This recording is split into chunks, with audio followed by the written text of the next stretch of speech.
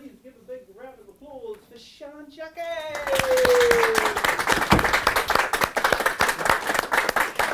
Hello, Kim. Hello, how are Hi, you? sweetheart.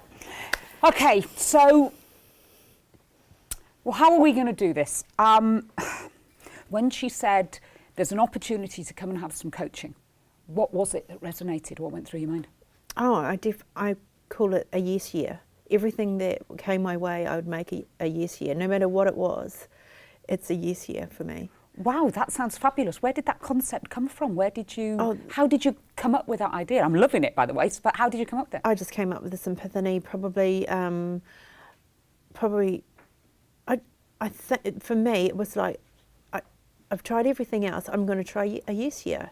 We always say no, why not yes? Why not yes? Whatever it is, no hesitations, no nothing, yes. Okay, I'm not going to leave this now because this is fascinating me. A yes year, that's an incredibly courageous place to put yourself. Yeah. What led you to need to be courageous? Just had to be there for my husband. Just had to be there for him. I just felt that I needed to be there for him every step of the way, and I didn't know how else to cope. Is it okay for me to... It's all right, everybody Yeah, that's cries. right. Is it okay for me to ask you what happened? What is it?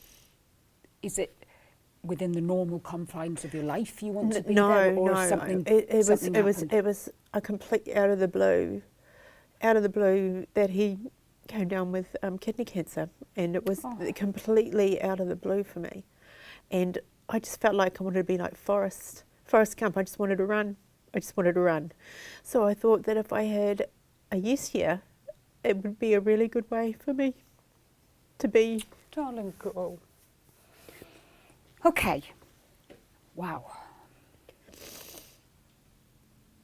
And that, so then I decided, okay, if I'm going to say yes, then that would be a really great way for me to keep moving, because I didn't want to keep going back. I just wanted to keep moving forward. When you say move forward, where are you moving towards?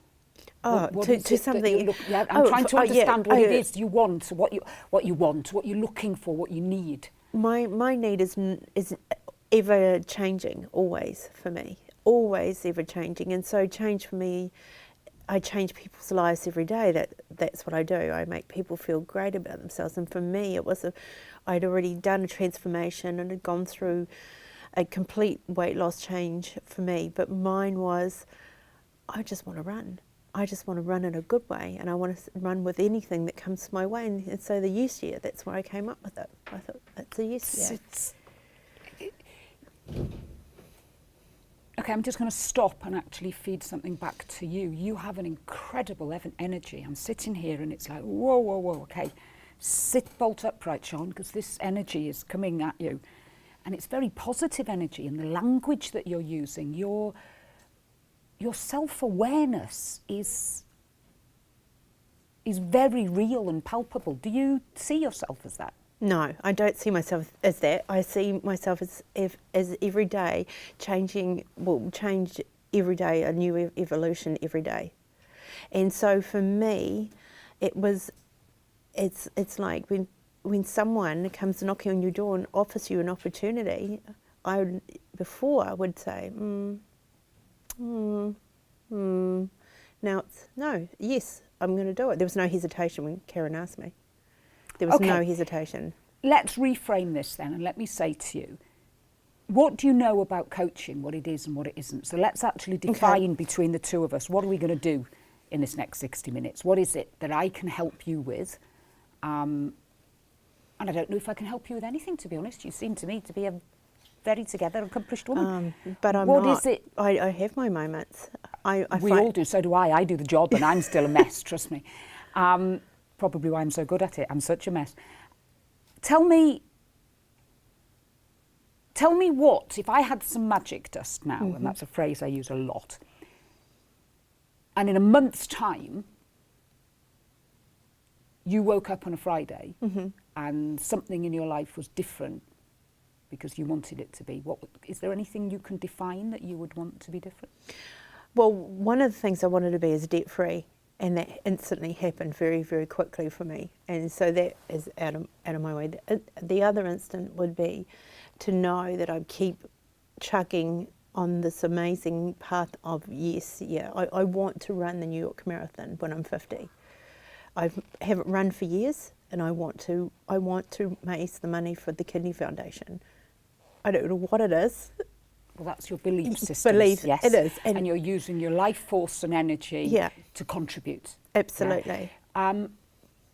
Again, I'm just going to state the obvious here. It's obvious to me. Yeah. Are you aware how value-based you are? I mean, I've sat here for 2.5 minutes talking to you, and I already know you are a value-based human being. You know what it is you value in life, and you are able, and you will have practiced it, by the way, but you might not even have known it, but you are so value-based, you know exactly where to put your life energy. I only became that when the 76.1 kilos came off me. What? Yeah, so how much? Say that again. 76.1 kilos. Wow. So that was when I realised, because if you'd known me when I was 151.9 kilos, I was a different person. When did this happen? I would say it was the 26th of August 2016 when I started my journey. Wow. Yeah. That is a lot of weight. And it started by a friend saying to me, I think you've got an earache, go to the doctor. And I have a hernia on my stomach and I wanted to get it repaired, and then I was told that I was too big to get it repaired. And then an opportunity to have a weight loss operation came into favour. Everything fell into place for me. Tell me about that journey. How did you make that decision? That is a huge decision to make. I mean, it's not little surgery by any stretch of the imagination. So did you want to change how you looked, or was it health, or I don't know, what was it? What motivated you? I never saw myself as big. I've always seen myself as blonde, blue-eyed, size 10. And people who know me, and they go, what? And so the opportunity to get my life back and be gifted an amazing gift, I ran with it. And my sister had it done 6 years prior, and she was, I think, around about 179 kilos. And then she came down to 69 kilos, and it completely changed her life. She had better job promotions, she was a totally different person. It was just, I just saw the change in her, immense change, and maybe that's what I wanted change. The weight just came with it. Can you, after losing that amount of weight, can you explain to me how it has changed you? Are you able to find words to that? I mean, obviously aesthetically, yes, but that is obvious, yes. Yeah. The inside, how has that changed? This has to change. Before anything, this has to change, and I wanted this to change. Your mind needs to change to do this, because it is a mind and then the body goes with it. So I was ready for change. I was ready to change what I wanted to do. And has it all been positive? Has it all been... Not always positive. Not always. But because I saw the impact it was in my sister's life and how she does all the seminars now. She works with the surgeon and has been asked to sometimes go to seminars and see how much she transformed, and the transformation for her and her support, then I thought that I could do that. And has it had that same effect on you? Yeah, it has. It has. For me, it's made me realise to believe in myself and to know that I can do anything that I put my mind to. So today now, you have probably one of, I would imagine, the most significant relationships in your life that has a serious battle on your hands. You have a new identity, to all intent and purposes, that you are clearly embracing. But I think what I'm hearing you say is, where do I go with this? Well, I know what I look like, but this sense of self, this do you know the word I want to use is power? That it's given you a power.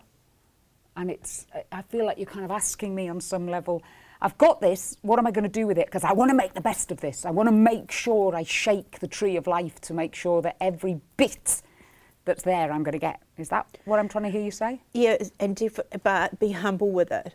Okay. Because to me, that's really important, that every step of the way you don't step on people, or you don't, that you humbly, respectfully do it in a delicate, passionate way. And that's where my problem, I'm such a tactless person. I find relationships really difficult because, and I find it really difficult. Okay, well, you said it, I didn't. We've taken a sharp right turn in the coaching session.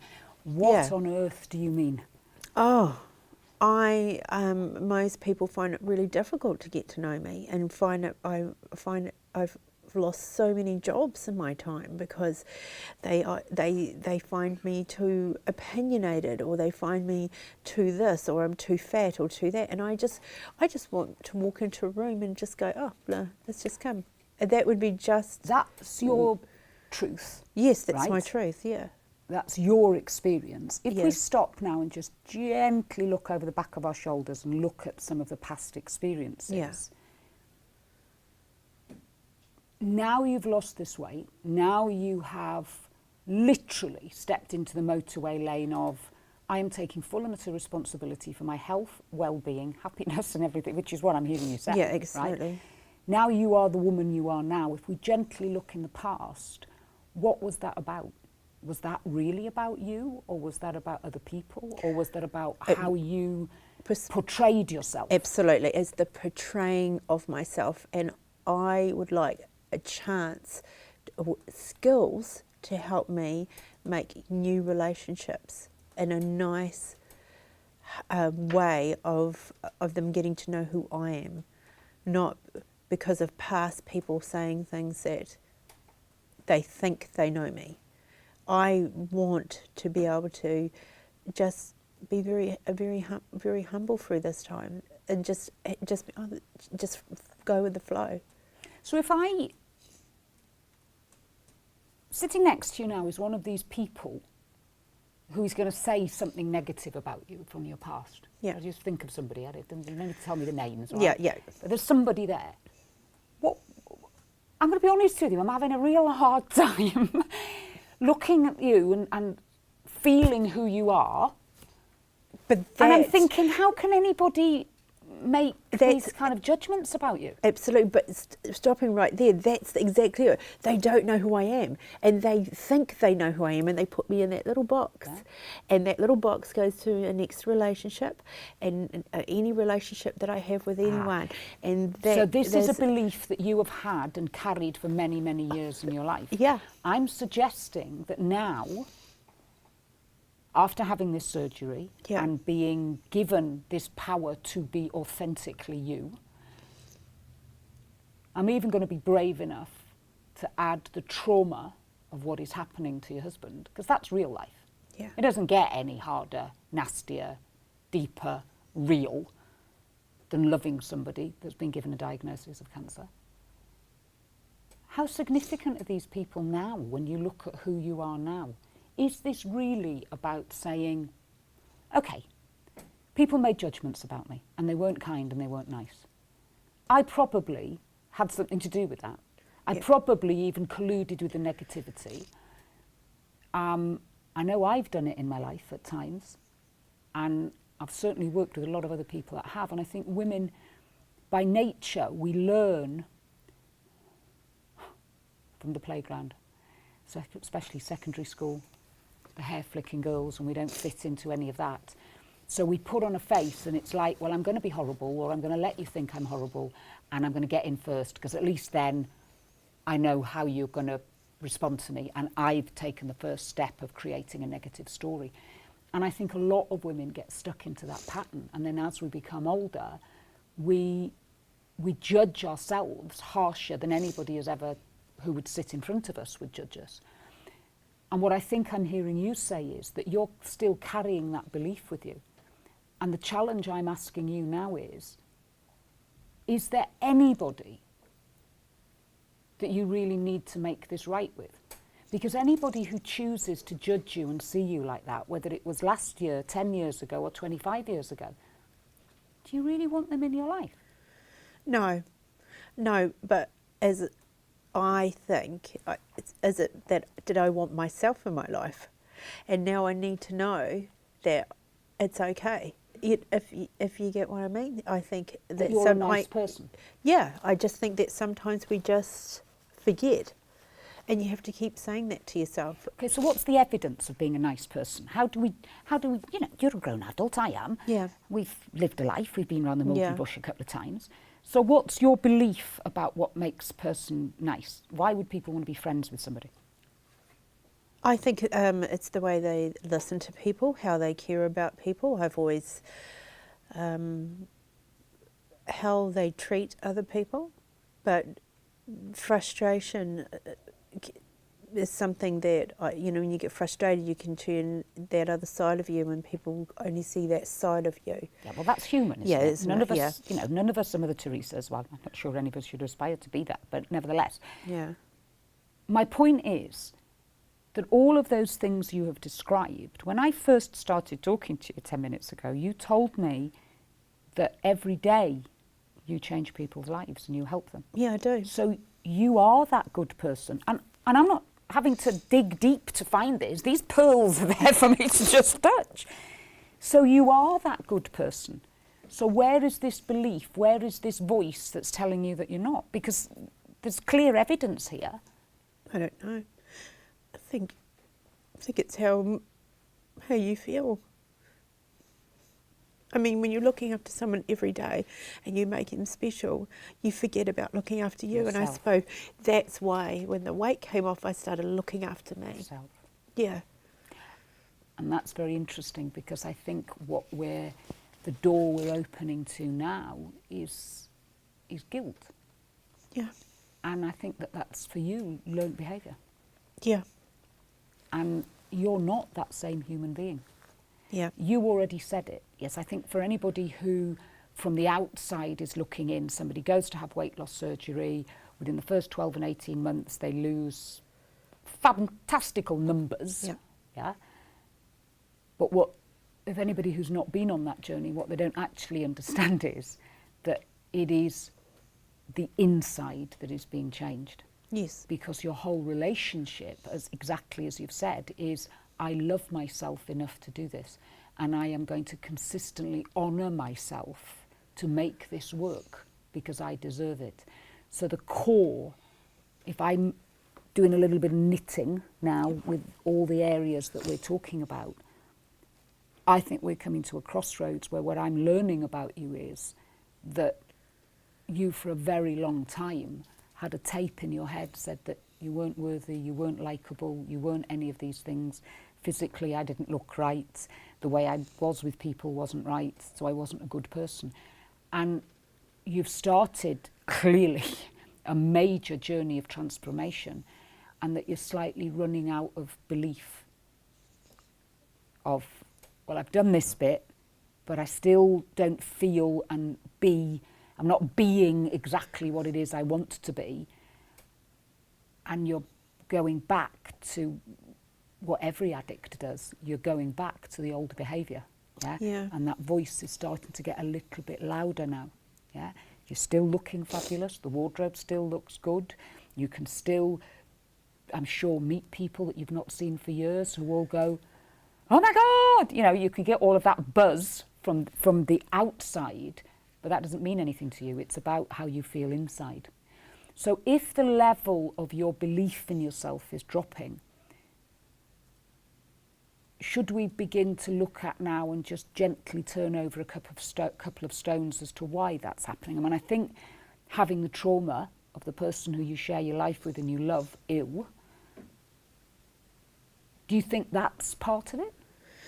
I think some of it is, but the realisation when you're just stuck in your little bubble for years, people would say, you think you know who you are and you think you know what's going on, but maybe that was the realisation, and maybe that was the realisation that I wanted. I definitely knew that I was on the right path for changing. Maybe I was able to cope with the pressure of what he was going through as well at that time. Today, now, at this moment, I'm going to ask you probably the most difficult question I Yeah. could ever ask anybody. What are you most frightened of? Oh, definitely going back to bad habits of distraction. And any there's a particular doctor that I actually follow on Facebook. She works with addictions with food, and you know that's the thing with. I never knew that I was addicted to food. I just assumed it was something that we just did and we had to eat, but I didn't know I was addicted to it. So the fear is that you will lose control Yeah. of this new woman that you have worked so hard to create. Yeah, yeah. And okay, so let me ask you what I think is the next logical question. When is enough enough? Well, enough is enough. Self-destruction is, you know, and it's self-destruction again. Yeah. Yes. It's got to stop. Yeah. Because you're doing it now. Yeah. You're turning back to the self-destructive thinking. Yeah, and Yes. and you're right, and that's probably why I'm going to hire a treadmill, and I'm going to run the Auckland Half Marathon in October. I'm going to do those things because that's a new step of a new energy that I need to do. And for you, it's a doing. You Yeah, strike me as a doing person. You need evidence Yeah. that something is happening. Yes. What if I ask you very gently and safely that we knock on the door and we're going to open this big oak door, and inside that big oak door is absolutely no control over anything. We don't have control over life. We have control over the decisions we make about ourselves every day, but you clearly have got that taped, haven't you? You've lost the weight. You know how to look after yourself. You've educated yourself. But what I'm hearing you say is that you're actually frightened to stand still and be. That there's something I've got to do to make me better. There's somewhere I've got to be to make me better. Totally, all the time. And I'm saying that you're perfect as you are. You were perfect when you had the weight, but it wasn't the perfect you chose to be. Yes? Yeah. You're chasing something. Yeah, I suppose I am. Isn't there? Yeah. Yes. All we really have is this moment and this time now. Look, I'm going to share with you. Look, I've had a trauma in my life. In November, my little sister died quickly and completely unexpectedly. And I've spent a lot of time over these last few weeks trying to work out why. What should I have done to make it different? How could I have done anything? And I couldn't. I'm pretty sure I couldn't. As I'm listening to you, it's like you're touching my soul inside of here, because I'm seeing in you that same horrid voice that just keeps going. I must do this to make it better. I must do that to make it better. That being me, being hurting because this reality is happening, your reality, you have a husband that you love who is in a dreadful position at life, and I very much hope it works out well for both of you. But I've got no control over that, but more importantly, neither of you. Yes? All you can do is help him on his journey. You learn to help you on your journey, and it's about learning how to love yourself enough and be kind enough to say that I am good enough, and everything that today I am doing, being, giving is enough. Because you're beating yourself up, aren't you? I can see it. You're fighting. You're literally fighting with yourself. Yeah. Yeah, but And that's I'm all. not sure And why you know you're what? fighting. That's the only thing I know to do is to fight. Learned behaviour, yes? Yep. It's learned behaviour. And when you get sad and when you get frightened and when you get slightly out of step, which we all do, that's life. Because the only thing that we can guarantee in life is change. And you have had a lot of change in a short amount of time. And it seems to me that when it is processed, ordered change, where you've got a list of instructions, this is what you need to do, yeah? You're fine. Give me the list. Doesn't matter how hard it is, I'll do it. Yeah. But ask me to actually sit still and be and just accept and have the grace to accept what I cannot change. Yeah. Yes, that's when you go into free fall, because you want to control. Because you think if I do something, then I will have something to do with the outcome. Yeah. And that's the thing, isn't it? But outcomes are not always like that. They're not. No. They're not at all. It's about being brave enough to stand still and accept this is my journey. And all I can say to you is this is the world according to Sian. It doesn't make me right. But what I've learnt in life is that whatever life throws at me, whatever curved ball, the mantra I say in my head is, okay, what have I got to learn? Why is this happening? What is it that life wants me to learn? You accepted an opportunity to sit in an extraordinary situation to have a coaching session, right? Yep. I'm going to feed back to you what I am seeing is a woman who is actually, okay, let's use a metaphor that is going to make us all smile, a new outfit of clothing.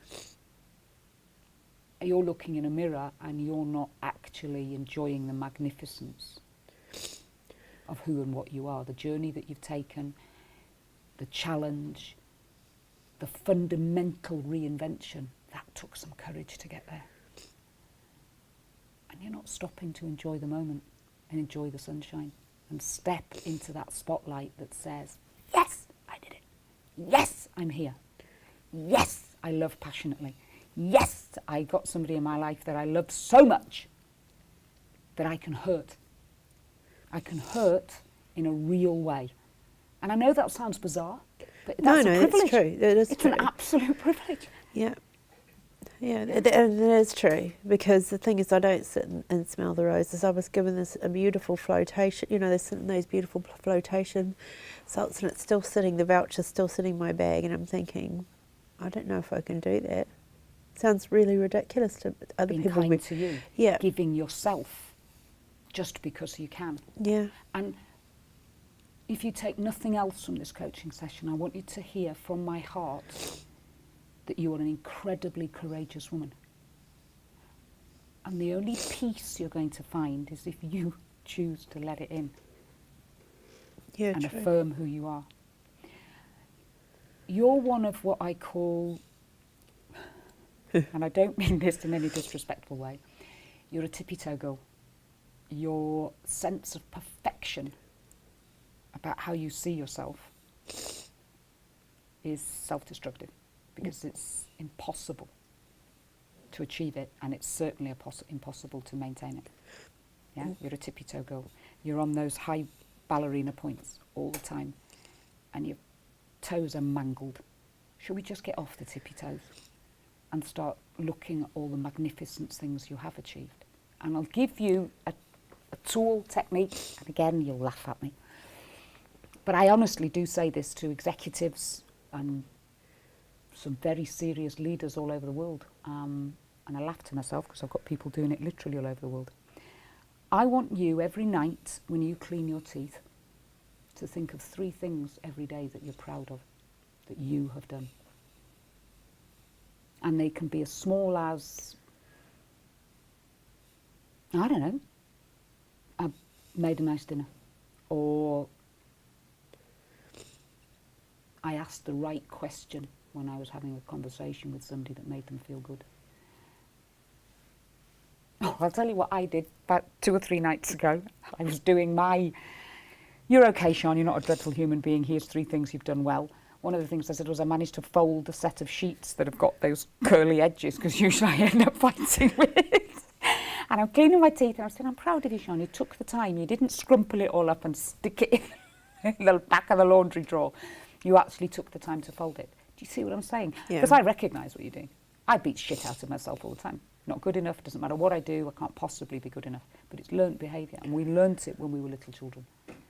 And we learn to constantly say to ourselves, I need to be better, I need to be better. You're Yeah. magnificent as you are. And if you're going to survive the challenges that life are offering you at the moment, the only way you're going to do that is if you start dialing this perfection down and being kind to you and being in the moment. Because again, if we swapped places and you were coaching me, what would you be telling me about how to be at this moment, given the script of exactly what's happening in your life? What would you be telling me? I probably would be telling you, depending on the situation, I'd probably say, you can do more, you can pump it more, you can do more. Really? Yeah, I'd probably say that. You can do more. Yeah. Come on, Tim, you can do more. Or come on, Chad, you can do more. Okay, let's open that door to yeah. more. What does it mean? Describe it. Coach me. Tell me. What does Well, it mean I mean, to do more? Knowing that you can, that the word no is not an answer in your book. That anything that came your way, you can do anything you want to do, but in a nice, productive, professional way. But there's always time to do more. But time in a different way. I probably, be kind to yourself, but you got to keep going. You need to do more. If you want to do this or you want to do that, you have to keep pushing through. Do what you have to do. There's no time to waste. That's probably what I would probably. That doing word is interesting. When I hear you say it, I'm tired. Yeah, I'm tired when you say the doing word. Yeah, but doing different things to get where you need to go. If you need to go and do that situation, then I'd say keep going. Just do. Do you ever stop? No, I never stop. Do you judge people who stop? Sometimes a lot. Yeah. Pull yourself out, and I'd say another word, but obviously not where I am now is probably appropriate. But it's a rat race for me. In my head, come on, let's do it. Let's get it going. What happens if you stand still? Sometimes I do stand still, Okay. and sometimes I do. I just love that peace as well. So there's time that I regenerate myself and just take maybe an hour or two just to relax. But I probably wouldn't to sit there for 8 hours by myself. It's just not my makeup. Okay, I'm going to do something now which you're not going to thank me for, but I'm going to do it anyway. We were talking about friendships before. You were talking about relationships. Could it possibly be that one of the reasons you don't believe you can have that depth and quality of relationship with people that you're seeking because you're actually not present, because you don't stand still long enough, because you don't give? I never thought of it that way. Maybe they're back there and I'm still going that way. I think it's simple. I think it's that you feel you have to do things to prove that you're good enough, or you're good, or you are, or you're alive, or you're moving, or you're what's significant. I'm not a clinical psychologist, right? Yep. But my shit detector, I don't know whether we can say that on telly, but I've said it now, so whatever. My shit detector is telling me that this whole picture of belief of who you are started many, many, many, many years ago. Probably. Here I am, I'm doing this, recognise me, tell me that I'm worthy of being here, yeah, in some way, shape or form. My life learning is that the people that I've now learnt to admire the most are the ones who just really and truly accept themselves for what they are. I'm not saying don't do, I'm not saying don't take challenges. You'll never do that anyway. You'll be doing challenges till you reach the crematorium. That's just part of who and what you are. But there's a difference between taking life's opportunities and doing exactly what you're saying now. You're in the yes lane. There's a difference between doing that and doing it with an integrity. Do you understand what I'm saying? Yeah, that you don't body swerve being present with people, being present in the moment, and learning. You've heard that phrase, smell the flowers. Actually, you go for a walk, and not to be fit, not to, but you've done that walk and you've done it 30, 40 times, that every time you go, your sense of presence actually sees that flower, sees that dewdrop, sees the cloud. Do you understand what I'm trying to say? Oh, totally. Yeah? It's about the depth of life journey, not just doing. Because we can end up with an index card, tick, tick, tick, tick, tick, tick, tick, tick, tick. Yeah? I've done all those things. I've been to all of those places. But my question would be, did you feel it? Yeah, I Do you- did. Yeah. Yeah, I did feel. I have a lot of. I think I have a lot of passion behind me as well. I do. I like being kind. That kindness is there, but yeah, sitting back and smelling the roses is just like doesn't cut the mustard with me. Sometimes it doesn't.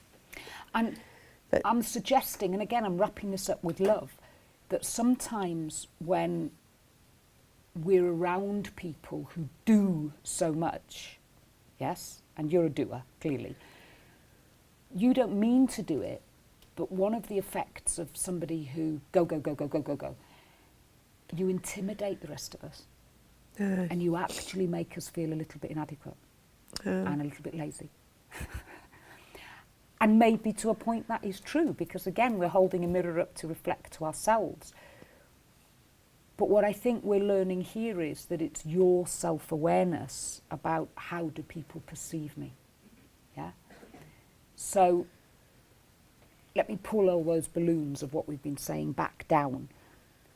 And what I'm going to ask you to do is literally observe in every 24-hour pattern, and every 24 hours ago, in this last day, when was I just being? I was just breathing. I was just stepping half a step out of the moment that I'm in to just gather it, and I call it take a Kodak moment of it, yeah? Because I think you're moving so fast in life that you're chasing for something, and the something is there, it's all there. It's all there. But it's about being brave enough to stop and observing it and being kind to you and saying, as I say, when you clean your teeth every night, I'm proud that I did that. I'm proud of who I am. That was a good thing to do. But they're not the monumental things that the world sees. They're the little things that make you who you are. Sharp right turn. I'm now going to ask you, do you know what your values are? Do you know what your core values are? Yeah. Go on then. Mine are definitely self-respect to yourself. The way you look, the way you dress is really. Mhm. It's really important that you, when you step out, that you actually look What after do you do for a yourself. living? I'm a hairdresser. Of course you are. Of course you are. Yeah. Yeah. So you for you, that aesthetically put together, and I'll use the word beautiful because I'm not frightened of it, but yeah. So that to you is important. But you also said earlier, again, I'm linking what you said before about helping and support. So for you, having a client, listening to them, doing their hair, and sending them out with that aura of confidence that somebody with your skills and abilities says me, who is worse than useless with a hairbrush. I have the greatest admiration, you see, for anybody in your world, because you literally can make me feel, from wanting to go into a cave to thinking that I really am beautiful. You have that skill at the end of your finger, so you love doing that, and that's a value to you, for yourself, but for also what you do in your life. That's how you do it, it's your language of love. Yeah, it is. I fostered children for 9 months, and I found the values that I had. I felt that I could give them some good things for them as well. It's a very brave thing to do. And the children I looked after were 13, 14, and it just gave them a lot of, I felt a lot of money and a lot of pride for themselves. Unfortunately, there's always things, again, what you learn from a young age that is not always. What did you learn then, fostering, taking in kids? I was probably too hard on them, actually, because I knew I was a step ahead of what they did, and they didn't like that. So if I just sat in the moment, So they'd did probably. you have a disciplinarian type of childhood? Yes and no. My dad he worked 3 jobs. My mum was a hairdresser. So yes, we did, and I'm the youngest of 3 girls, and I suppose you want to run with the pack. Mm. And I don't know, I just really think it's really important to have foundation. It's like when you're cutting someone's hair, it's about the foundation when you do things first. Do it right, do it properly, get those things properly done. Core beliefs of yours. Core beliefs again, and then you can move on. You can't expect someone to cut someone's hair when they can't highlight, or you can't, or blow dry. So you my know? words, I think what I'm hearing you say is that you value preparation. Yeah. That you have a great respect for people who can think, line up your ducks before you start doing. Yeah, Yeah? it is. Remember the old movie from Karate Kid? Do you remember Karate Kid? Yes, I do. Okay, do you remember when he got him to actually do a lot of wax on, wax off, wax on, wax off, and he didn't know what it was about, but he was preparing him ready with those foundations, ready for that fight. And that's how I see life in a lot of ways, that you have to have those core beliefs behind you. You've got to have some mana and some pride in yourself if it comes from what you look like. And it can be little moulds of getting where you need to be. So that's definitely a core support for me. Value and belief. Yeah. Loving yourself. I do love who I am. I felt that I lost myself for about 13, maybe 12, 13 years. I felt that part of me had left for a while when I was bigger, but I knew it was still there. Can I ask you, and this is part of what you're saying, I was fascinated and I didn't pick it up at the time, but you said that you saw yourself as a blonde, blue-eyed size 10. Explain that. Is that denial? I really don't know. I don't know. I'm just asking that. It sounds Okay. fabulous, actually. But if you truly believed that, why would you go and have the surgery? You wouldn't need to, would you, if you truly believed that? But the world saw me differently. I lost so many jobs, there's so many different opportunities because of my weight, because people judge you. They do. They judge you. They think they know who you are. They put you in a box, and it goes back to that situation again. That to be in this world, I had to find that self and this is maybe where I need to be, because I feel this is part of who I am now. That I never was. Most of my clients don't even think that I was ever a big person. In fact, the ones who used to know me, I was at a cafe one day this week, and I said to this lady, "How are you?" And she thought I was a caregiver for another child at school. And I said, "No, it's to cut your hair." She went, "No." And I said, "Yeah, it's me. Don't you remember?" She said, "No, you're not the same person, but it is me." Are you suggesting, and I don't know, we're just safely Yeah. turning out the Alibaba basket, it's all over the floor, we're just trying to work it out. Are you saying that actually you feel a bit lost at the moment, that you're not actually sure what your identity is? I don't know what the identity is. I still got another 10 kilos to go, and I don't know, and that's when the identity will probably be for me. But my identity right now is to be able to move forward to my first half marathon, and moving forward into what I need to do when I'm 50. See, this is interesting. You know, in my work, a lot of the time, somebody would say something like that to me. I aspire to do that, and Sean would immediately go into the gear of, okay, let me help them put a plan. How are we going to get there? But my instinct is sitting here saying, don't waste your breath, Sean, because this woman knows exactly what to do and how to get there and what it is she needs to do. That's not what this is about, is it? No. Okay. I'm going to come back to values. I think you do know who you are. I think that you,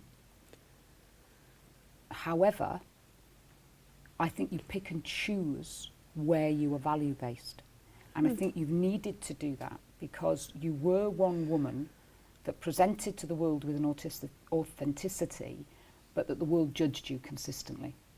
And because you weren't going to allow yourself to be broken by other people's judgment of weight, you created an alter ego. That's what I really think you've done. And that alter ego is what's disappeared now. And it's like, who am I? Who am I? Yeah. Even you sitting there and saying to me, I'm going to lose, another 5, 7, whatever it is, kgs, what difference is that going to make? Well, that makes a difference to nothing, really. It makes I rest my case. But it makes a difference of when you're running and knowing that, Absolutely. with those bits. There we go. So there exactly, you go. that's what I'm saying. You know exactly what it is you need to do to run a marathon. Yeah. But it's not going to change the inside of who you are. And I'm going to suggest, and let's be clear here, I'm not a clinical psychologist, but again, my instinct is you're not broken. You're very whole and healthy. In fact, I think there's a much bigger you in there that you're learning to be. And I think you're a bit frightened of who that might be. The work I would be asking you to do is to review your values. I think my learning about values is that when we're whole and healthy, mature adults, our values is how we choose who we're going to be and how we actually interact with the world. But you've changed. There are some core values which will be the same, but I think there are others that are no longer serving you well. And it's time to review them. It's time to stop and think, who do I choose to be now? Because when you start wobbling, when I'm listening to you, yes, your self-awareness, your knowledge is incredibly clear about yourself, and then all of a sudden, it drops off the edge of a cliff. At least those are your words. Yeah, Yeah, it does. and I think it's because there are bits of you that have now changed, the values that you've held on to for all these years, which were the values of the size 10 girl with the blue eyes, where the world judged you and hurt you. Yeah. I mean, you had walls, girl. You must have done. Especially in your world. Yeah. You know? You work in judgment land. Yeah, I you know, do. You're one step away from the media, which is la la land on speed for that. That's even worse. But you're pretty damn close to it. Yeah. But you grew, you developed your life skills, and you became who you were with all of that judgment around you. And I would suggest that the way you were able to construct that and survive through that was because of the values that you protected yourself with. But those values are not serving you well now. Not all of them. Yeah, some of them will be, but some of them aren't. So I think that's possibly what you need to do. We need to review your values. I need you to find space every single day to remind yourself what you're doing right. Because inside that voice is, I'm not good looking enough, I'm not pretty enough, I'm not kind enough, I'm not nice enough, I'm not anything enough. And I take no pleasure, and I really take no pleasure in sitting in front of any woman saying that. But you and I know, especially doing your job, because you are part therapist, part creative, if there's a theme that runs through all of us, we're not good enough. But you are a living example to all of us, to inspire us. If you make tough decisions and decide to seriously look yourself in the eye, I'm going to make a change and I'm going to make it because I'm going to be the woman I choose to be. And you've done it. You've made that film. And it's a Metro Golden Rare hit on every stage. But the only person who's not seeing it is you. There can't be anybody around you that doesn't look and think, wow, God, you're inspirational. Oh, it's interesting because I don't see that. Because I'm running the rat race every day. And you're holding on to those old values, and those old values belong to the old you. Yeah, true.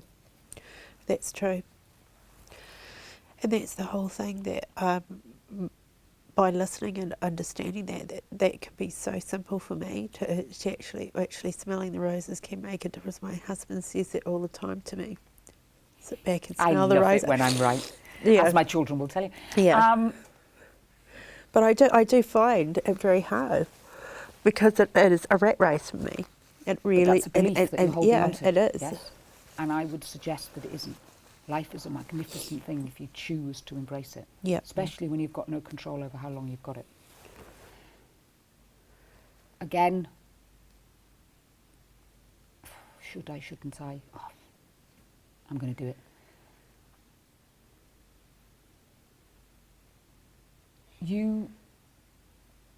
You're in a position at the moment that none of us can truly, unless we've walked that walk, of loving somebody who is in danger. Frankly, from my own personal experience, and I don't know your husband, I've never met him, I could walk past him in a street and I wouldn't know him. So would I.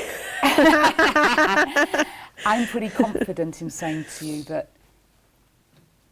what he really wants is for you to be present and to be brave enough to be present. True. Because it doesn't matter how hard you run, it doesn't matter how hard you fight. You've got no control. But all you can do is be there, really be there. Yeah. And that, you don't have to do anything. You can just sit and hold hands. Yeah. That's being. But that's real bravery to do that.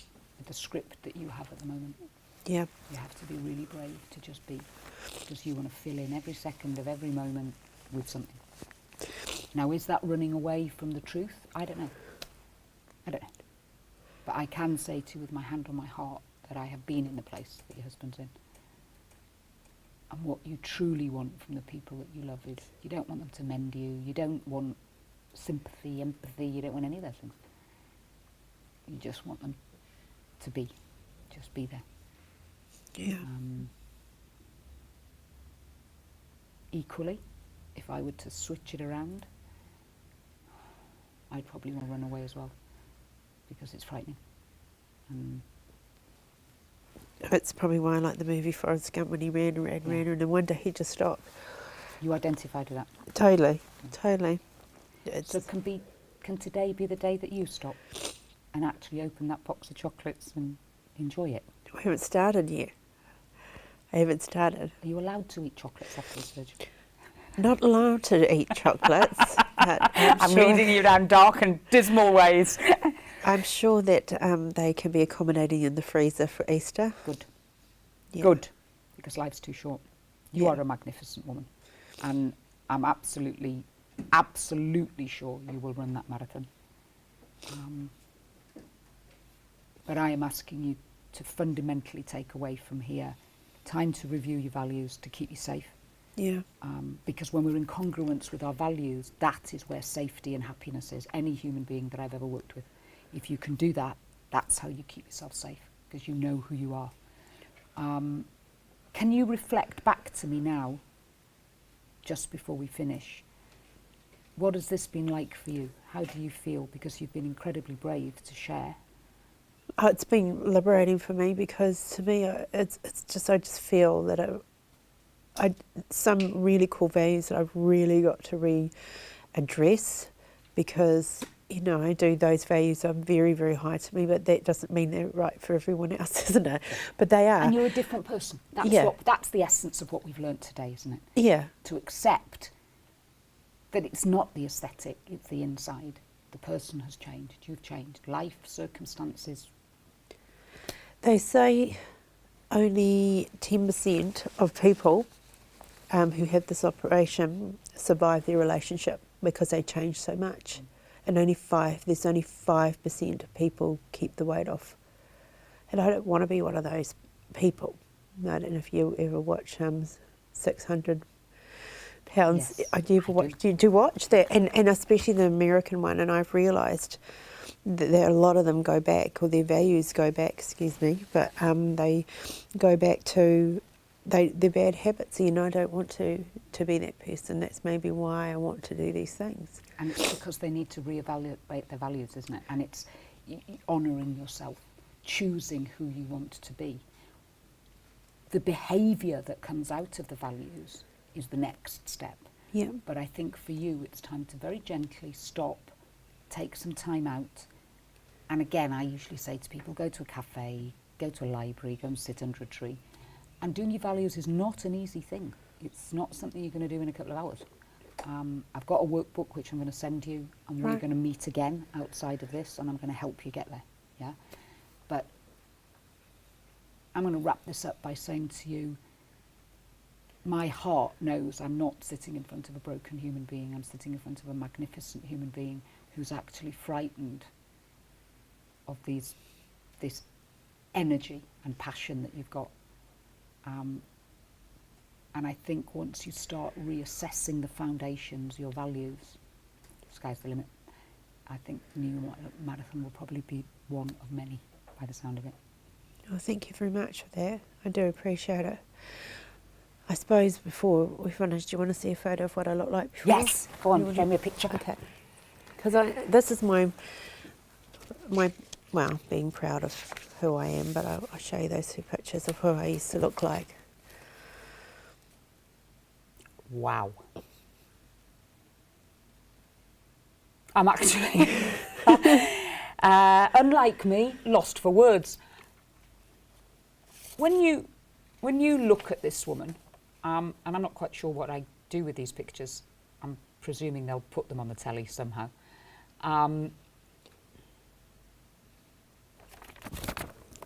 Who is she?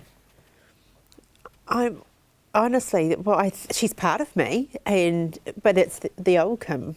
Inside, she was blonde, blue-eyed, size 10. Now I am blonde, blue-eyed. Well, not blue-eyed, but size 10. Maybe I'm just the woman I was meant to be. You're inspirational.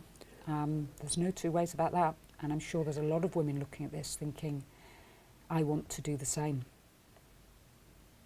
But what I think we've learnt from you today is that the surgery and the weight loss journey is only a part of this journey. It's being brave enough to stand still and say, who am I now going to be? Because the world is going to interact with me very differently. And I think that's what we've learnt. That's why this is hard for you, because the world is interacting differently. Yeah, it is interacting differently. I'm just waiting. Yeah, just waiting to see how it's going to happen, and who knows? As you said, I can't control the situation.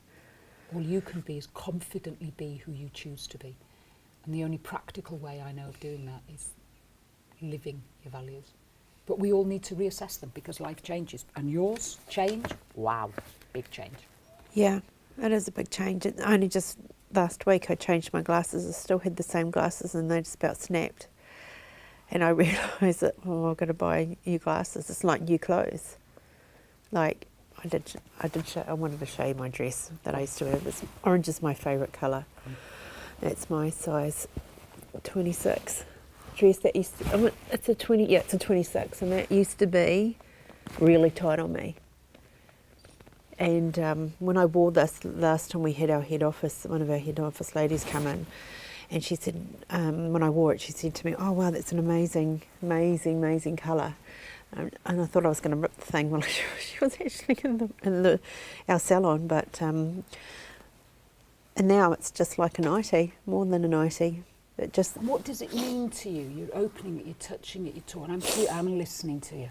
Oh, it's the colour. Colour is what I love. Does that still belong to you, or does that belong to a different woman? This belongs to a different person, but I decided to keep myself motivated. That I kept pictures and I kept this, so when I'm having a hard day or a bad day and I don't feel that I can get where I need to go, I look at it and think I've got a lot more to go, but know that this so is a motivator. yeah, it's a motivator. Yeah. But the essence of the big thing I just heard you say doesn't belong to you. No, it doesn't. It doesn't belong to me. It's the old Kim that used to be there. Yeah. So let's take some time on working out who this new Kim is. Yeah. Who this magnificent human being is, who's going to go and do crazy things like run around cities for hours. Well, that's it, isn't it? I've never done it in my life, but I'm going to do it. Brave lady. And a real inspiration. Thank you. Thank you. Thank you, really, from the bottom of my heart. I've thoroughly enjoyed chatting to you. Okay.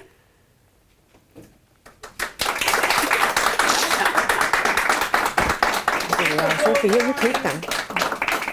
We're going to say thank you to Kim. Give them a lot of courage to get up. And thank you to Sian.